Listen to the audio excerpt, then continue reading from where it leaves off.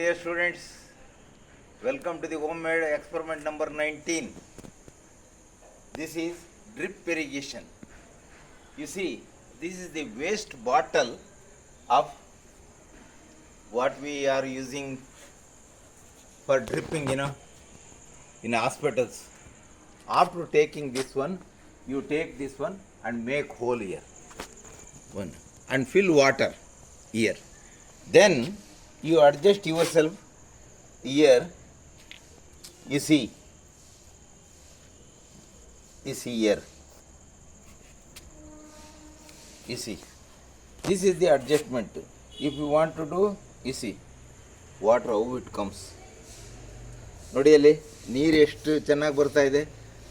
ಹನಿ ನೀರಾವರಿ ಮನೆಯಲ್ಲಿ ಈ ಪಾಟ್ಗಳಲ್ಲಿ ಹೀಗೆ ಮಾಡಿಬಿಟ್ಬಿಟ್ರೆ ನೀರನ್ನು ಉಳಿತಾಯ ಮಾಡ್ಬೋದು, ಸಮಯ ಉಳಿತಾಯ ಆಗುತ್ತೆ.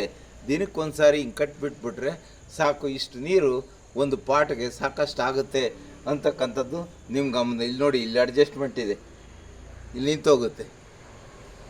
ಇಲ್ಲಿ ಬೇಕು ಅಂದಾಗ ನೀರು ಜಾಸ್ತಿ ಬೇಕಾದ್ರೂ ಬಿಟ್ಕೊಳ್ಬೋದು. ಹನಿ ನೀರಾವರಿ ಹನಿ ಹನಿ ಹನಿಯಾಗಿ ಬೀಳ್ತಾ ಇದೆ ನೋಡಿ.